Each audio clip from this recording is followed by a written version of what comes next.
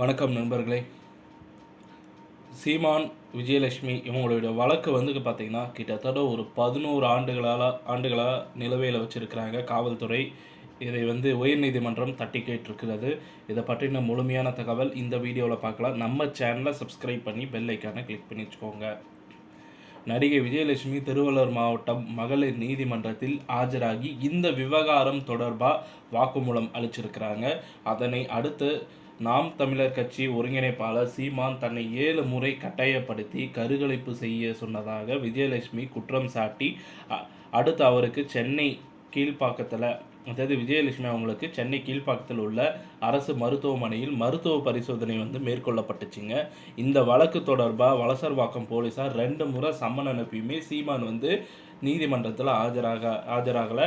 So ஆஜராகாத நிலையில் அவர் தரப்பில் வழக்கறிஞர் ஆஜராகி விளக்கம் மட்டும் அளிச்சிருந்தார். இதற்கிடையில் விஜயலட்சுமி திடீரென சீமான் மீது அளித்த புகாரை வாபஸ் வாங்கிட்டாங்க. இருப்பினும் இந்த வழக்கு தொடர்பாக நேரில் ஆஜராகி விளக்கம் அளிக்குமாறு வலசர்வாக்கம் போலீஸார் அறிவுரை கொடுத்துருந்தாங்க. ஸோ அந்த அறிவுரை நிலையத்தில் தனது மனைவியுடன் சீமான் ஆஜராகி விளக்கம் அளிச்சிருந்தார். மேலும் தன் மீதான வழக்கை ரத்து செய்யணும் அப்படின்ற மாதிரி பார்த்திங்கன்னா கோரிக்கை வச்சார் சென்னை உயர்நீதிமன்றத்தில் சீமான் அவர்கள்.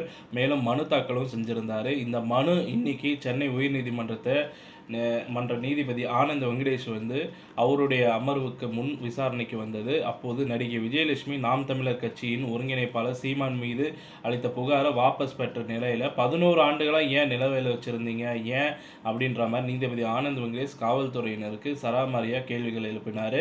மேலும் இந்த விவகாரம் தொடர்பாக விளக்கம் அளிக்குமாறு தமிழ்நாடு காவல்துறைக்கு சென்னை உயர்நீதிமன்றம் உத்தரவிட்ட நீதிபதி ஆனந்த் வெங்கடேஷ் நாம் தமிழர் கட்சி ஒருங்கிணைப்பாளர் சீமானும் இந்த வழக்கு தொடர்பான அனைத்து ஆவணங்களையும் நீதிமன்றத்தில் சமர்ப்பிக்கணும் அப்படின்ற மாதிரி உத்தரவிட்டு இந்த வழக்கின் விசாரணையை வரும் செப்டம்பர் 25ஆம் தேதிக்கு ஒத்தி வச்சிருக்கிறாரு. இத்துடன் இந்த செய்தி தகவல் முடிவடைகிறது. இந்த செய்தி தகவல் உங்களுக்கு பிடிச்சிருந்தா நம்ம வீடியோவை லைக் பண்ணுங்கள், ஷேர் பண்ணுங்கள், மறக்காமல் நம்ம சேனலை சப்ஸ்கிரைப் பண்ணி பெல் ஐக்கானை கிளிக் பண்ணி வச்சுக்கோங்க. நன்றி, வணக்கம்.